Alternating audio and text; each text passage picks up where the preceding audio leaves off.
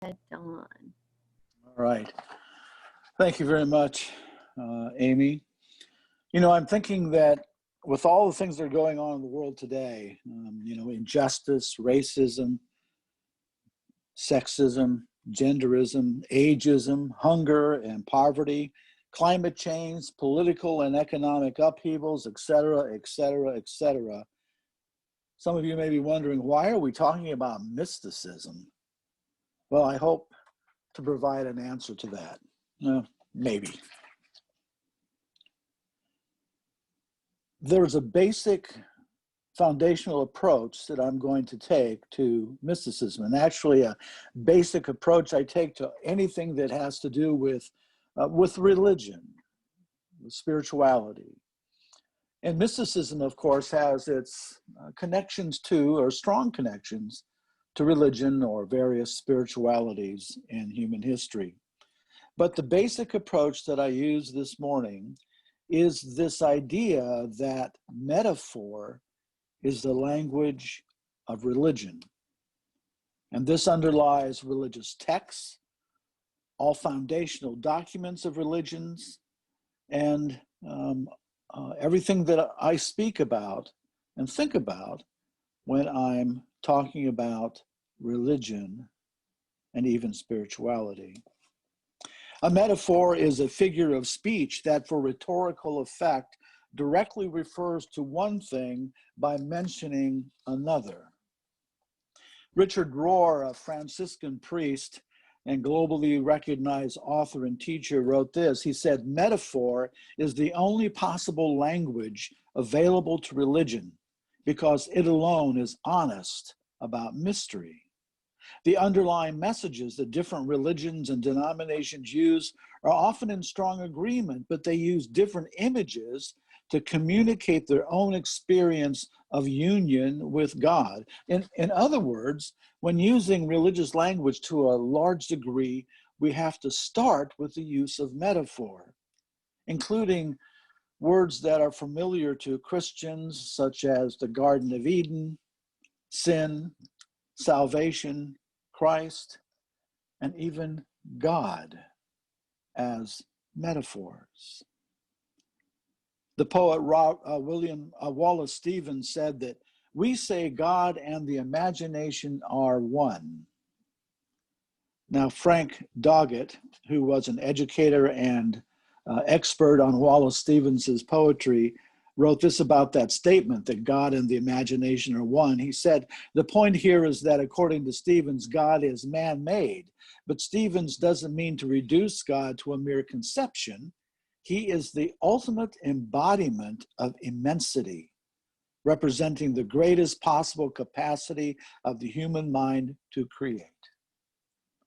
So then, in my life, the spiritual quest for me is to try and struggle with the understanding or an understanding of realities beyond the metaphors. The famous mythologist Joseph Campbell said, "Every religion is true one way or another. It is true when understood metaphorically. But when it gets stuck in its own metaphors, interpreting them as facts, then you are in trouble." And I think that's important to understand mysticism, or to approach mysticism as an attempt to impose a language on an experience that cannot be put into language. But we attempt, and so we use metaphors. But we want to stay out of trouble and not get caught up in the metaphors. So, what is mysticism? Well, mysticism derives from the Greek word which means I shut or conceal, implying that mysticism allows one to open up or to have revealed to them a certain truth through the practices of mysticism. And those practices are broad and across the board in many ways. They occur, though, in every expression of religion in human history. There is Christian mysticism, Buddhist, Hindu mystics, Islamic mystics. Virtually every religion has a form of mysticism that's embedded as part of its structure. And this is that attempt to somehow find a kind of a door to open up to that which exists beyond the metaphors, the reality that the metaphors are attempting to point to, but fail to do so completely. And so this is that search for the really real, if you will. Now, there are various definitions of mysticism, though. Namely, mysticism is an experience of union or nothingness. Mysticism could be an altered state of consciousness, which is attributed in a religious way. Mysticism can be thought of as enlightenment or insight, or as a way of transformation, and more on that later, a way of transformation. But at its essence, mysticism is the direct experience of the individual with that which is, borrowing from Christian theologian Paul Tillich's word, the ultimate. Mysticism is the direct experience of an individual with that which is the ultimate. Now that has some very interesting implications. It means that one who is striving to know the ultimate, to know that which is beyond the metaphors, doesn't have to have someone else do it for him or her. Doesn't require a religious structure to do that for the seeker or the searcher. But we ourselves have our own subjective experience and capacity to look at that which is beyond the form and the metaphors. So mysticism then is that direct, one to all connection and relationship. And mysticism does not require a belief in a divine being or divine beings. I found this interesting quote from A.C. Grayling, who wrote in his book, The God Argument, The Case Against Religion and for Humanism. And he wrote, in essence, humanism is the ethical outlook that says each individual is responsible for choosing his or her values and goals and working towards the latter in the light of the former, and is equally responsible for living consciously towards others, with a special view to establishing good relationships at the heart of life, because all good lives are premised on such.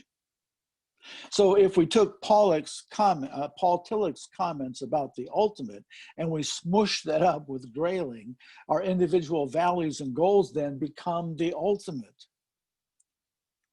Those things that we value, that think are the most important things about human existence and human experience, become the ultimate.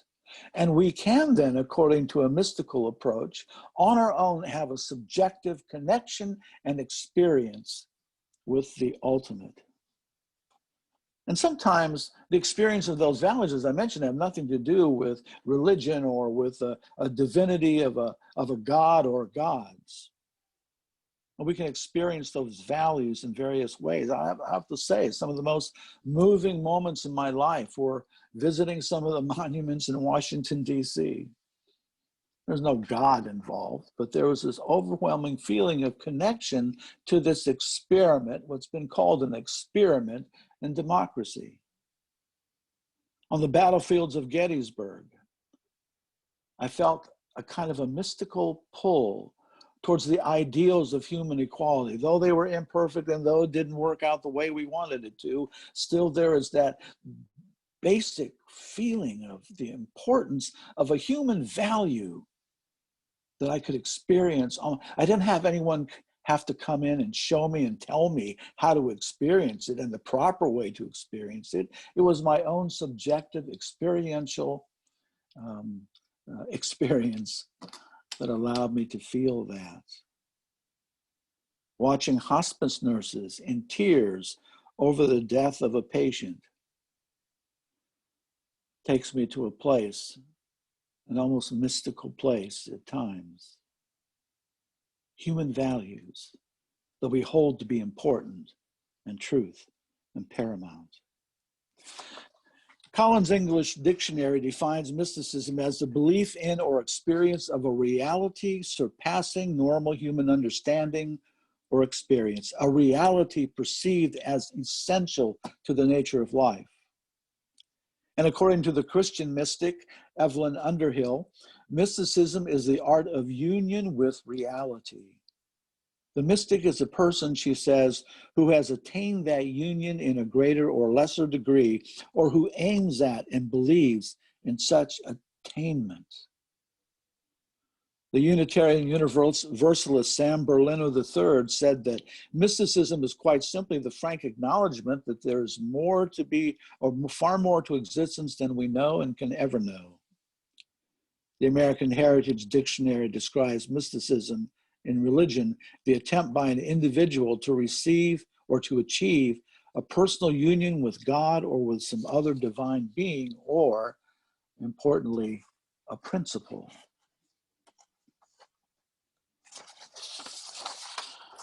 Of course, in Unitarian Universalism, one would expect that we would have a group of Unitarian Universalists who come together as mystics, and indeed we do. There is the Unitarian Universalist Mystics in Community, and they describe mysticism as the direct experience of transcending mystery and wonder.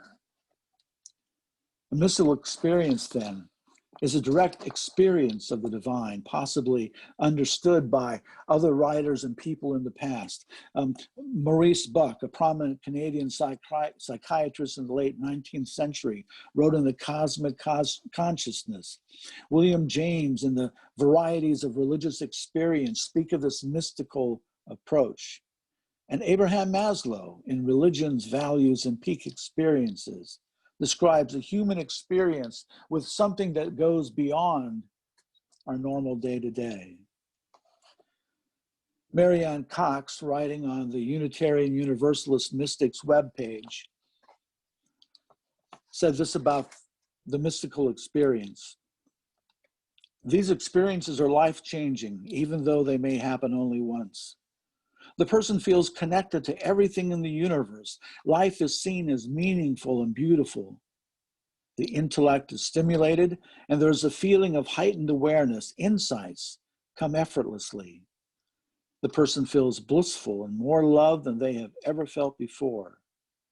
When you have a mystical experience, your consciousness has somehow been opened, expanded, or elevated to connect with your higher power or the divine within you. This can sometimes be triggered when someone close to you dies, or if you almost die, or during some other intense event in your life. For people like St. Teresa, who would be St. Teresa of Avila, it happened from years of prayer and meditation. So what does mysticism have to do then with our lives as Unitarian Universalists? Yes, there's the UU community of mystics, but how do they exist, and how does mysticism spread out to all of us? What role does it play? Well, as many of you know, UUA congregations draw from 6 identified sources that Unitarian Universalist congregations affirm and promote, that affirm Unitarian Universalism as a living tradition of wisdom and spirituality, drawn from sources as diverse as science, poetry, scripture, and personal experience. The first of those 6 sources, as identified by the UUA, is direct experience. Direct experience of that transcending mystery, and I'm reading now from the website, the UUA website. Direct experience of that transcending mystery and wonder affirmed in all cultures, which moves us to a renewal of the spirit and an openness to the forces which create and uphold life. So how do we do that? In different ways. Perhaps for some of us, we find that connection with the transcendent mystery of life through nature and encounters with nature. Perhaps it's in a community, such as Heartland Unitarian Universalist Church. We go beyond ourselves. We begin to find ourselves a part of and experiencing that which is more than just ourselves and our human experience, those values and principles. Myself, sometimes I've found myself drawn to the chanting of monks in a Buddhist temple or in a monastic setting, or certain kinds of music, or sometimes just the silence that we sit in.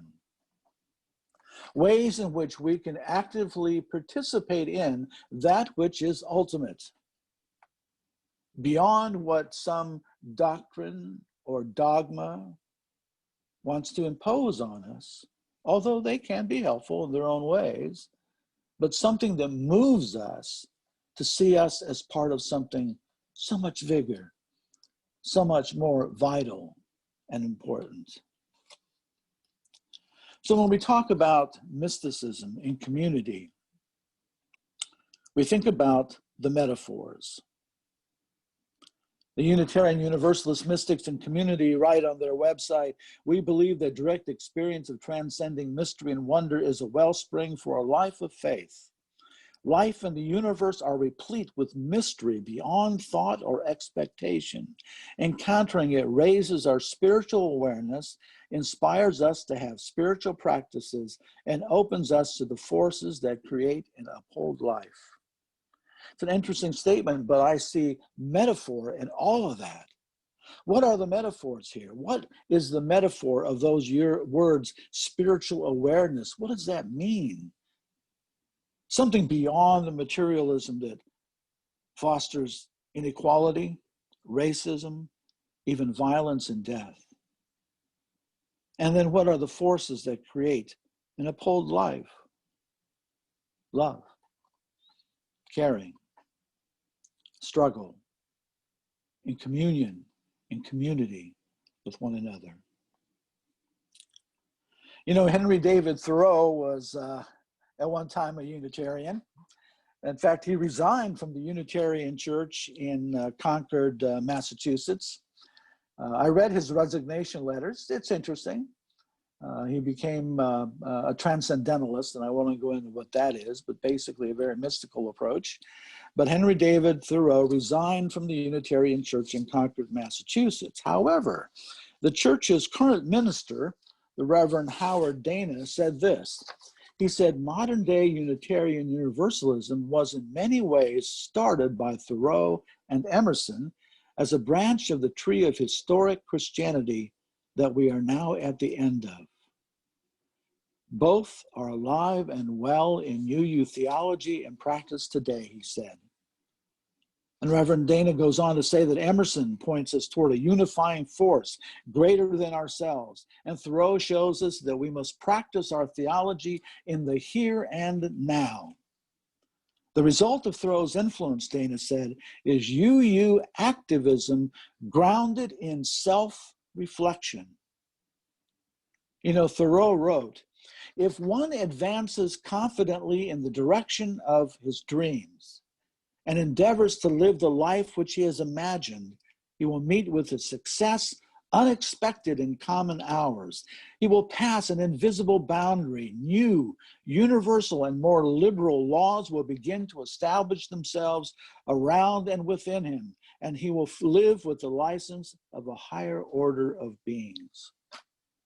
Sorry about that gender-directed language, but reading what he wrote back then.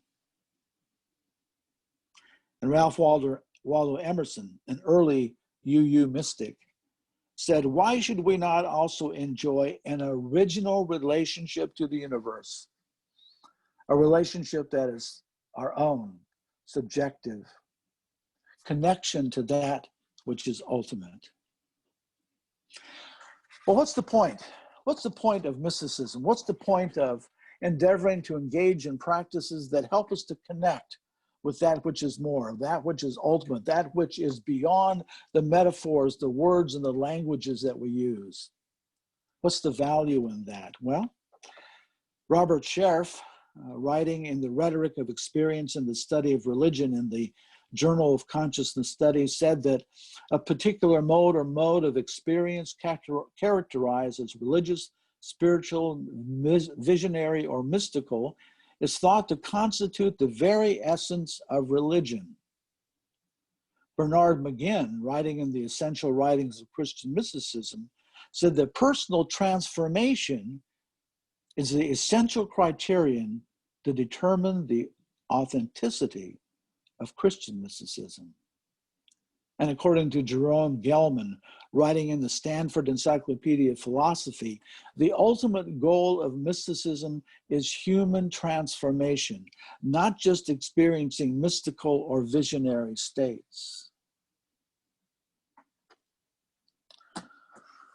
Back in my college days, I was striving for a mystical experience. Using those methodologies that were common in the college dorms of the 1970s. And it would often produce an oh wow experience. But the oh wow experience, and I'm not speaking too cryptically here, but mind expanding or altering methodologies producing an oh wow experience, that's not mysticism. Mysticism in its truest form means, yes, that direct encounter with that which is beyond, that which is ultimate, but it moves us to action. It's not simply sitting on a mountaintop doing nothing. It's getting on the mountaintop, yes, and then coming down and acting in the world around us as a positive force. Mysticism, experiential mysticism without action is not fully completed. But on the other hand, neither is action without some sense of connection to something that's greater than just me is also not fully actuated. So in conclusion, I would say this. So what we do is important. The actions that we take in light of the challenges we face in our world matter. But to understand why we do what we do, especially in an experiential way, gives our actions and our thoughts fuel, energy, and thrust. When we do not have to rely on someone else or some official organization to organize our experiences of life for us, we truly are empowered and can live the life and lives that allow us to reach the human potential in all of its glory. Blessed be.